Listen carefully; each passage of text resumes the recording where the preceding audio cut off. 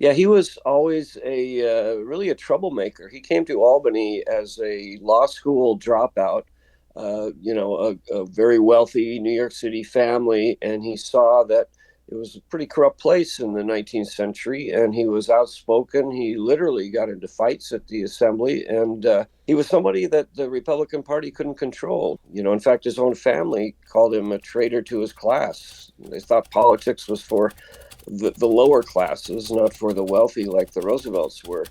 From NCPR, welcome to Northwards. People, ideas, and conversations from and about Northern New York, Vermont, and beyond. I'm Mitch Teich. Support for the Northwards podcast comes from the J.C. Steiniger and M.E. McDonald Charitable Fund at Adirondack Community Foundation in support of the Adirondack Community Foundation, building stronger Adirondack communities. But you were asking me, Ethan, to do my Barry White imitation. Yeah, please. I would do that, but the problem I have with doing my Barry White imitation at this ripe old age in my life is that if I do it, my throat hurts for the rest of the day. I have a similar problem. I have a great impression of Brian Johnson, the singer of AC/DC. I can really, really do it well. But I can only get through like one Thunderstruck, and then I'm done for the day. Interestingly, if I'm singing along to Bruce Springsteen's Thunder Road, my voice is shot for the rest of the day also. I'm surprised at this moment that we're recording this that I still have my voice because on Sunday afternoon, I unexpectedly found myself in a recording studio finishing up an album that one of my bands has been working on. All Barry White covers. Almost all Barry White covers. There is One Flock of Seagulls tune in there Nice. as well.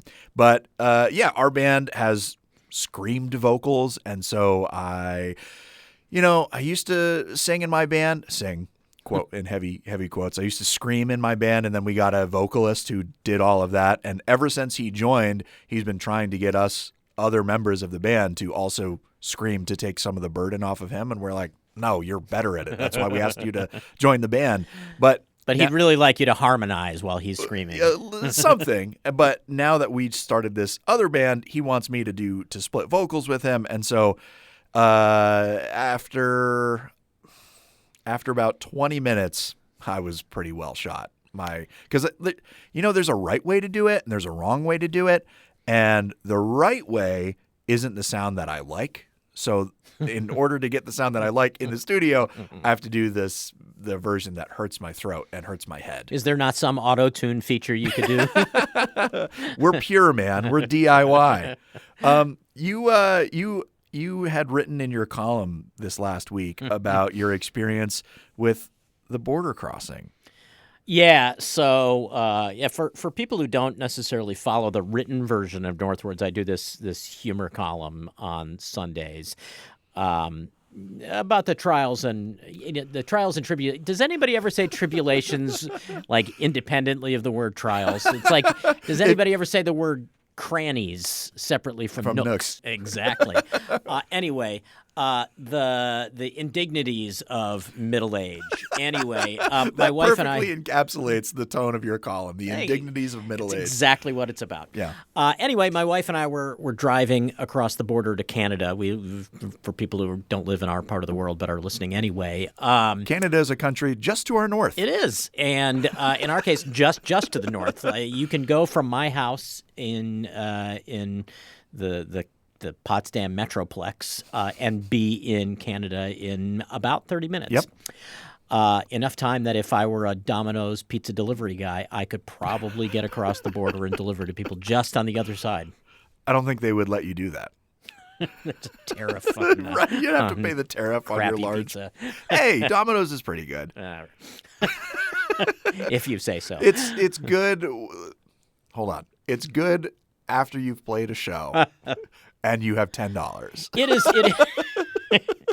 It is recognizable as pizza. Right. I will give you that, as opposed to the rectangular stuff that they served in school lunches, on Fridays. Right, which says made with real cheese in quotations. Right. Yeah. Anyway, so we went to drive across the border because my wife wanted sushi. Yep. Well, and it's a place that has both sushi and shawarma, which I was in the mood for. So we went to go across the border, and we were subject to enhanced scrutiny from the Canadian Border Services Agency. You got pulled into the building. We got pulled into the building. We answered the questions, which, as far as I could tell, weren't any different. The answers we gave weren't any different than we normally give. Right, but they going through actually the lanes, separated you. They brought you into different interrogation rooms. So yeah, we drove up, and the woman in the booth asked us questions, and then handed us our passports back with a little sheet, and told us to pull into a parking space and go inside. And yes, it was just like they do on TV in those procedural cop shows where they called us each independently in to verify our stories, except the questions were really boring. Was this the first time you've ever been questioned at the border? I was once pulled into secondary coming back into the United States at a tiny border crossing, the one outside Fort Covington. Well, it is in Fort Covington, I guess. Yeah, I've driven through that one as well. Yeah, I was coming back from Montreal, and for some reason I had decided, hey, I'm going to drive through the countryside and avoid paying the toll on the bridge coming through. And that one is like kind of a surprise because you just sort of like, you're there? You're there. And it's like, oh, is this a border? Okay. Yeah. And in this case, I was the only person going across the border at the time, which is not unusual for that border crossing. And the woman who was working, I would say, lanes, except it is just one lane, asked me to pull forward and asked if it was okay if she looked in the trunk of my car because I think she was wondering, did he go across the border and buy a lot of booze or something like that? And she opened the trunk, and what did she find? Nothing. No, she found a 6-pack of Orangina. Oh, and you paid a hefty fine for that, I'm sure. Not at all. I've been pulled into the border station several times, not any time that I was traveling independently or with my partner, always when I was traveling with my band. Maybe it was the screaming that they heard the caused them to pull screaming you over. from several cars away. They said, we ought to pull these boys in. But like I understand it because we look a certain way, and there are certain stereotypes attached to musicians that they may be imbibing in That's why Moby always gets pulled over. That's exactly, and I've been told I look like Moby, so maybe it's that. But the first time we got pulled in, it was a little nerve-wracking because, well, we had shows to get to, and we didn't know how long this was going to take. Into Canada? Going into Canada. And we didn't know it. We had heard from some friends like, hey, the first time you go into Canada, like, you want to be careful. You're not really supposed to bring merchandise with you, this, that, and the other thing. And so we knew kind of what we were getting ourselves into. We never really thought we were going to get pulled in, though.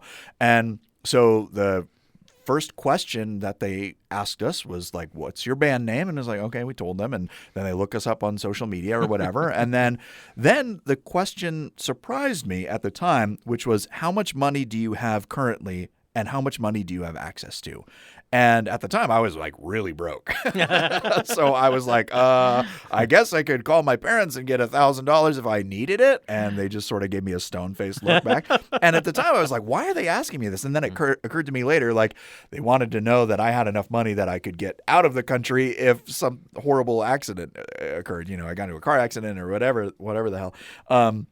After 20, 25 minutes of heavy scrutiny, they didn't actually bring us into any of the interrogation rooms. It was all right at the counter there. We got sent on our way, no further problems. And then the very next time we traveled, we were going for, I think, 4 days, when 4 days is the maximum that you can tour in Canada without a permit, without working papers, basically. And they pulled us in, did the same kind of interrogation kind of stuff. We weren't enhanced scrutiny. Enhanced scrutiny, right? We weren't handcuffed to the table. Actually a good name for a band. Enhanced scrutiny. Yeah, you can put it in the channel. I'll let you. Right. And now I don't want to make any undue accusations, but what I will say is that turned out that Bono was in the car in front of you. Did not want the competition. Well, Bono was in our trunk actually, which is a whole other problem. been running his mouth about our band. No, so I was riding shotgun, and as is often the case when you're gonna go on tour, like you got to bring everything that you need with you. Like you got to bring changes of clothes, and you got to bring your toiletry items and whatever. And we were just about to pull out of my driveway at my house, and I realized, wait, I forgot my toothpaste. So I ran back into the house, got my toothpaste. My bag was in the back, so I took the tube of toothpaste and I stuck it into the little pocket of the front door, and that's where it was when we got to the border station, and that's where it was when I got out of the car. And when I returned to the car, my toothpaste was no longer there. So I know they searched our vehicle. I don't know that they took it for sure, but I didn't have toothpaste. I imagine it's possible they took it and forgot to replace it. Perhaps. Or maybe there's just some kind of oral hygiene thing. Maybe toothpaste in America is sweeter, and that's what they were going for. We got that high fructose toothpaste. Maybe they thought they could track you by your breath without the yeah. toothpaste. And I don't know where I was about to go with that, but the coda to the story, to use a musical metaphor here, was that we got across the border and the shawarma and sushi place was in fact closed because I believe it did not pass a health inspection. Oh, well, okay. Maybe you dodged a bullet then. Yeah, exactly. Yeah. So we went out for Italian food. And no stomach issues afterward? No, it was just fine. Good. They passed their So I didn't actually the sushi place had, like the door was locked and you could see inside that there were official notices on the inside door in the little not the atrium, the vestibule. Yeah. The same notices were in the vestibule in the place where we ended up, except that it said, such and such restaurant has passed its health inspection. Right. So I'm guessing it must have been health inspection week in Cornwall, Ontario, and you mark it on the calendar next year so you know exactly. not to go. So the conversation we're having today has probably nothing to do with shawarma or sushi or the border. No, although Teddy Roosevelt, a famous, besides being president, famous outdoorsman, and he probably had his share of raw fish. Probably, yeah. Actually, something I did not realize, and I think comes up in the interview, or maybe it came up separately from the interview. You'll just have to listen to find out. Teddy Roosevelt's first book that he wrote was actually written with a classmate at Harvard, and it was about the birds of Franklin County, New York. No kidding. Yeah. Wow, okay. Good on you. Good on you, Roosevelt. Yeah. So very local interview. Also local for another reason. So we're talking with Paul Grandal, who is a longtime journalist and historian as well, and he is doing kind of the kickoff event for several months worth of celebrations of the 125th anniversary of Teddy Roosevelt's. They call it the night ride to the presidency. He was actually hiking Mount Marcy in the Adirondacks at the time that William McKinley died of his injuries from a bullet wound in Buffalo, actually, when he was assassinated. And they had to send somebody up Mount Marcy to let Roosevelt know, and he scurried down the side of the mountain and undertook this daring ride to get to the train station in North Creek, and then take the train to Buffalo, where he was sworn into office as president in 1901. Do we get to learn anything about the guy who did the scurrying up the mountain to get him? We do learn a little bit about that. I want to know that guy's story. He was That's a awesome. sprightly younger man. Okay. Cool. Well, let's get to it. This is we are talking now with Paul Grandal. Welcome to the program. Great to speak with you, Mitch. Let's start before any of this, the train ride to the presidency happens. Theodore Roosevelt was not William McKinley's first vice president, right? Yeah, he was always really a troublemaker. He came to Albany as a law school dropout.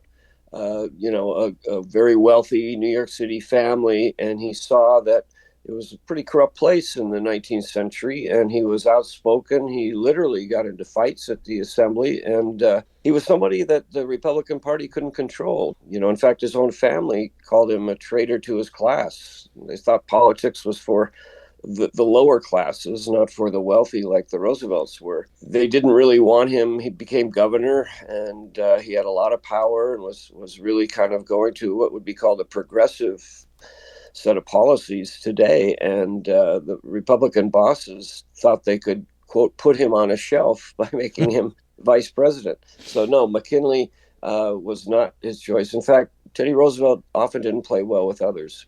Originally, it was Garrett Hobart was McKinley's first vice president. Dies during McKinley's first term. What was it that the Republicans decided in the end he brought to the ticket that led them to add him in 1900? Yeah, like you said, I don't think he was the first choice, but the boss was Platt, and he was trying to kind of muzzle Teddy, kind of find a position where he would not have as much power to, break up monopolies, to take on big corporations that were polluting the waterways. The people that gave a lot of money to the Republican Party. He was kind of somebody that had a big name, could bring some financial resources to fundraising for the party. Yeah, they really thought they were going to just kind of, like most vice presidents, they're forgotten. You don't remember them, and they don't have an official role often other than to go to the funerals of heads of state. So they thought they were really kind of settling down this firecracker. Be careful what you wish for, I guess. Exactly. McKinley's kind of brain was like the Karl Rove of the day, and his line was, there's just one heartbeat between that madman and the White House, and it turned out to be prophetic. That was Hannah. So people who had seen him up close knew that he was a loose cannon and could not be controlled. Well, but also a pretty charismatic one. He was a popular guy. Yeah, absolutely. He, since his earliest days when he showed up in Albany as a freshman assembly member, he was making news because he was quotable. He was highly educated. He was brilliant and articulate, and he took no prisoners. He would call out what he saw as corruption. He kept a diary of his fellow members in the state legislature, and this one's taking bribes, this one's a drunk, this one's a cheater. This is the kind of guy he was. He kind of lost more elections than he won, but he always picked himself up and he stayed true to his real core beliefs. And he made a lot of enemies, but in terms of the public, he was beloved. McKinley was a fairly popular president in his own right. He gets reelected. What brought him to Buffalo in September of 1901?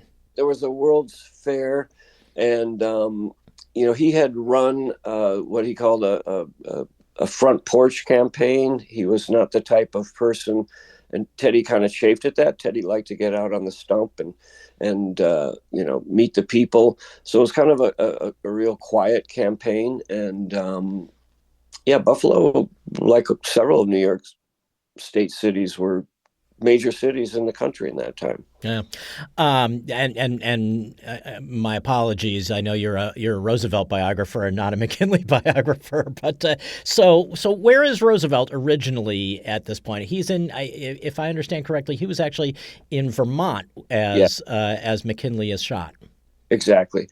So this was summer, and he had 6 kids, and his wife Edith was really trying to keep the kids. They were a rambunctious lot. The great letters in Albany, they were always getting suspended from school. They were getting in fights. They were a wild bunch. And basically his wife said, we need a vacation. So he had gone ahead to Vermont, and then his family got to the McNaughton Cottage in the Tahoe's Club, a private club then and a private club still. And, they were just going to have a nice vacation in the Adirondacks. Of course, Teddy loved to fish. He loved to hike, and his kids also had a bunch of different ailments at that time. They were kind of recuperating, and he joined them back across Champlain in the Adirondacks. Right. So McKinley is shot. He actually, Roosevelt, that is, goes from Vermont to Buffalo to check on things, right? Yeah. And then comes back to the Adirondacks? Yeah, so McKinley didn't die immediately. He's lingering. It's a gut shot. It's in the abdomen, and they can't decide. Do they try to remove the bullet? And they eventually did try some surgery, and maybe that made it worse. And anyway, he he's alive, but he's in a very weakened, guarded, serious condition. So Roosevelt has to go out there as his running mate, his vice president, but he realizes it looks like he's lingering, like he's chomping at the bit to become president, and he's just hovering, waiting till McKinley dies so then he can be the most powerful person in the world. And there was a lot of press there, and he was starting to take some bad press, like, oh, look at Teddy with his big teeth and his overeager personality, just waiting for McKinley. So he said, you know what, looks like he's going to stick around for a while. I'd better leave, not make it look like I'm over anxious to be installed as president. This is a really early appreciation for the optics of the job. Yeah, exactly. He was so far ahead of his time in so many things, including the way he related to the press. And I'm convinced that Trump has taken, some lessons from Teddy. He gave him so much access every day. He'd invite him in. He'd sit on his desk in the governor's office and, come on, boys, fire questions at me. And he used them to kind of float balloons, kind of test out his policy, see how it might play. And he really knew how to leverage the press, because he didn't put them off like some politicians. He gave them almost too much access, like this current president. And after a while, he kind of had them eating out of his hand. He really knew how to do it, because he gave them straight answers. He was quotable. He made headlines all the time, again, like a certain current president. So going back to 1901, he goes back to the Adirondacks. His family is in the Tahoe Club. He sets off on a hike up Mount Marcy, right? Right. To research this book, I did that hike. I was also about his age. I was a little overweight like him. I'm probably a little out of shape.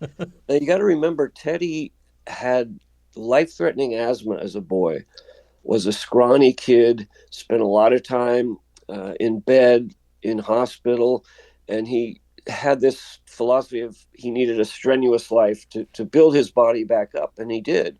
He became a wrestler, a boxer. He had sparring partners at the mansion, but he didn't realize now he was considerably overweight. He was many years older, but he had spent his boyhood and his teen years in the summer hiking in the Adirondacks, hanging out with these guides. And he really, at that time, 40 years prior, he was, a beast on the trails. He could keep up. And now he's here. He's stressed. He's got 6 kids who are all, challenged. The apple doesn't fall far from the tree in some ways. No. His kids went to Albany Academy, which is right near the Capitol, and they would walk from the governor's mansion to Academy, which used to be the original downtown. And there were these letters from the headmaster. Your boys are getting in fights. They are disrupting. They're punching kids out. And Teddy would write back, yeah, I told them. I told them that's the way I want them to be. I want them to be scrappers. So he had that attitude. And of course, he had never climbed Mount Marcy, the highest peak in the state, even all the time he had spent there. And he said, I'm going to climb Mount Marcy. Now, it was muddy. It had been raining. It was a challenging. And when you come in from that side, from the McNaughton College, like I said, cottage, I did it from that. It's not the Adirondack Lodge side, which most people climb it. It's a long, I don't know, it's maybe 20 miles round trip. It's about 10 miles in, 10 miles out. And I did it about the same time of year, and it had been muddy, and it was a slog. And there's always a question, as soon as he got back, he got word McKinley was failing. He needs to get back to Buffalo. He paused at McNaughton Cottage for several hours, and he waited, and we'll talk about that midnight ride. And I'm convinced through my research, he was gassed. I got back, and I'm like, no, I can't get back in my car and drive 2.5 hours home. I need to rest. I really think he was gassed, and that was the real reason why he waited till long after dark to get down to North Creek and catch the train. Well, and it's on its face, it seems a little ridiculous. Like he's never climbed Mount Marcy, and the day he chooses to do this, the president that he's serving under is a couple hundred miles away and on the edge of death. It's the timing is interesting. Yeah, I mean it's reckless too. You could have had, he could have easily died too. I mean, you think of, they call it corduroy. They would kind of put logs across to sort of give some traction on these washout and these muddy spots. It was very slick. You're talking, a horse and buggy coming down with no real light. He would hold the lantern up, which gave you no vision anyway. And he was screaming at him to go faster. But this was Teddy. I mean, somebody described him, a Republican leader, as a steam engine in trousers. This guy just churned. So when he was in Albany, he would say, "I'm going for a walk." They'd have a break in session or something. And he would walk from the Capitol out here to the Pine Bush, which is where I live in Guilderland. And that's about a 17-mile round trip walking. And he did it during, a 3 or 4 hour recess in legislature. He really pushed himself, but he didn't give consideration to his age and his overweight and being a little out of shape. Your theory, and it seems like a sound one, is that he's gassed. He rests up a little bit at the cottage. And so then tell us about this kind of crazy night ride to the presidency. Where does he have to go? I mean, you've got to remember, this was just at the turn of the century. There was not great communication. They relied to get the message when they were at Lake Tier of the Clouds, after they had gotten to, not to the very summit, but close to the summit of Marcy, basically saying, you got to go back to Buffalo. McKinley is almost gone. They didn't know at that point that he had expired. And did they send somebody up to the? Yeah, okay. Yeah. They found this really, young, what today would be like a DEC forest rangers. Those guys are amazing on the trail. So they said, this guy, and he practically, jogged up Marcy, and he gets this telegram, because the only real lines, there were early telephones, but the closest they got to was Aden Lair, that little camp down closer to North Creek. And so all they had was this little telegram saying, things are grave, you need to get back. So he does leave. Like I said, he goes back to McNaughton and he waits. And then it gets darker and darker. And then he's convinced that he's going to go. But the people at the cottage are like, I'm not going to risk my life. It's dangerous. It's dark. It's muddy out. And his wife says, don't go. Everyone says, but that's not Teddy. He finally makes the call past midnight and said, we're going. And they did. They had to do it in three different drivers and different horses. And Cronin was kind of the last leg. And he got a lot of great publicity and credit for this. But those amazing, horsemen, drivers, riders who guided his wagon took a big risk too. And he put a lot of people at risk. And there's no reason he couldn't have waited till daylight. But that wasn't Teddy's way. And the place he's going is the depot in North Creek, right? Yeah, exactly. And they're having a big celebration this summer. This is the 125th anniversary.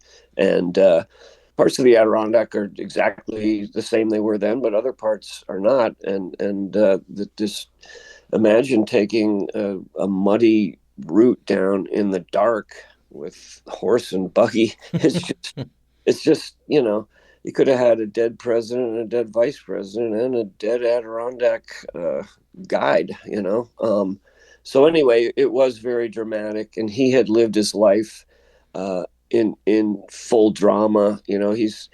He charges his troops up San Juan Hill during the Spanish-American War when others told him not to.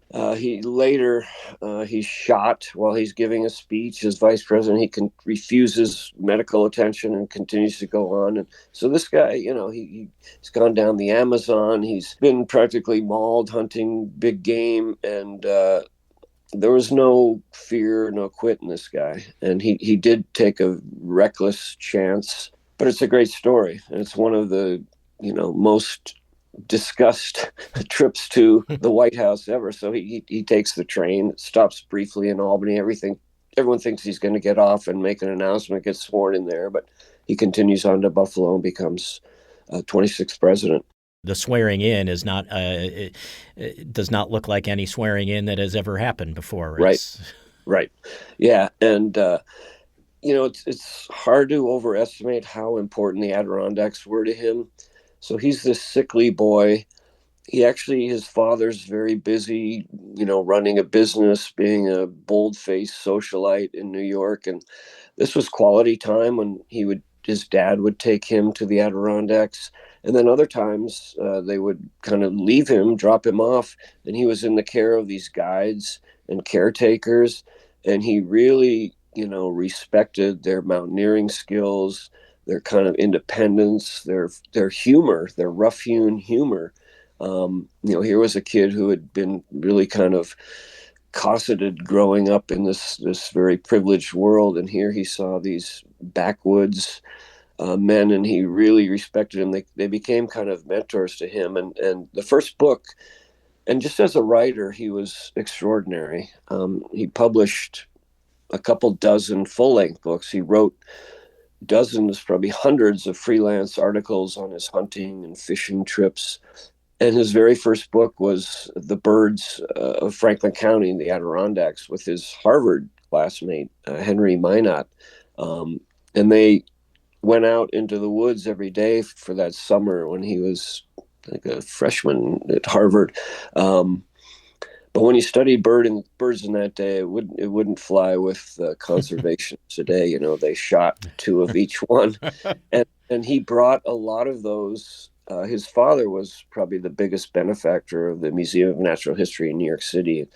There was a statue of Teddy riding this horse and glorious, and now that's been removed because he does represent colonialism, white privilege, white supremacy, whatever you want to call it, and these are different times. But in terms of somebody who accomplished a lot, didn't listen to his critics, stood by. I mean, he's the one that really cleaned up New York waterways. He instituted civil service where you would be rewarded for your ability. He brought in a lot of 40-hour work week, things for workers. That was not what the Republicans had in their playbook, and he was often reviled for it. Well, and this is one of those cases where you use the term larger than life, and it's really not an exaggeration. No, he really was. I've written other biographies and studied great figures, political figures, historical figures. He really had about 6 careers. A lot of people would have been happy to be a war hero, or to be Secretary of the Navy, or to be the police commissioner of New York City, or to be a state legislator, or to be a governor, or to be a prolific writer. I mean, Teddy was all those and more. But what really interested me is when he got knocked down, when he failed, he didn't quit. He kept getting up. It was those moments, 4, 5, 6, 7 times. He'd lose elections. He lost most of his fortune doing cattle ranching. His wife and mother died within 14 hours of each other on Valentine's Day when he was in Albany. And that took him into a deep depression, but he came back. He just kept coming back, and he was just a remarkable figure in history. Well, Paul Grandal, you bring him to life really well, and I think for someone who only vaguely knew the story of this ride, I'm really struck by how amazing it was. And I guess before I let you go, I'm curious just what other insights you got into just how remarkable a story it was from your own hike up Marcy at the same time of year that Roosevelt did it. Yeah, I went with my brother-in-law, Tim O'Donnell, who's a really skilled, hiker, and I'm I've done some hiking, but not to that level. And Drew Colden, who actually has a camp up in that area, and it was strenuous. At any age, when you come in from that direction, it was a long hike just to get to the base, and then there were a lot of rough patches of the trail, and it was muddy. It was kind of miserable. And we actually brought tents and stayed up there. And I'm glad we did, because I felt like dizzy, dehydrated kind of thing. Because it was a slog. And then coming back, I wanted to rest some more. So, people who think, oh, and I don't have to tell you because you cover it, but the people that are not prepared for the Adirondacks are no joke. And Teddy knew that from his early years, but I think he overestimated, just where he was at that age. And just he larger than life sums him up. One of the great figures in American history. And when all the historians always do the polls, he's always a top 5. You get Lincoln, his distant cousin Franklin Roosevelt. Some people throw Truman in there, certainly Washington, but Teddy Roosevelt is one of the greatest presidents of all time, because we didn't even really get into his policies, and he kind of started these when he was an assembly member and as governor, and when he became president, he could really use the bully pulpit. He kind of invented that term. And he could do more. He was the greatest conservationist. I mean, when you look how many national parks and how much land he set aside, and I think that germ and that spirit of what open land, wilderness meant, definitely was planted in the Adirondacks. Well, Paul Grandal, thank you so much, and I hope we'll talk again. Absolutely, Mitch. This was fun. Thank you for your time. Paul Grandal is a journalist and a historian, and is the kickoff speaker as part of a several months worth of celebration of the 125th anniversary of Teddy Roosevelt's night ride to the presidency. You can find more information about the upcoming webinar and all the events of the next few months at ncpr.org/northwards. What do you know about Teddy Roosevelt? I know that every year the town of Newcomb has a Teddy Roosevelt weekend, and we have been, as long as I've been here, the media sponsor for that. So it celebrates Roosevelt's historic ride through the community, and they always have Joe Wigand, who is a Teddy Roosevelt impersonator. He comes and he gives a talk, and they've got wagon rides and food, and it seems like it's a blast. I don't know a whole lot about Teddy Roosevelt. I'm not a scholar. Hopefully you know more than you did now before, that you've listened to the interview. So that's a wrap on this week's edition of Northwards. What I will say, big fan of his mustache. As am I. Yeah. Good mustache. No, he had some serious facial hair going on. He sure did. All right, Northwards is an NCPR podcast production. The show is written, produced, and edited by Mitch Teich with digital production supervision by me. I'm Ethan Shanty. Bill Hanel is our Director of Digital Services. Caitlin Kelly handles our social media. And our theme music is by the Wickmore Jazz Trio of Plattsburgh. To learn more about this program, hear other conversations, and to support the show, visit ncpr.org/northwards.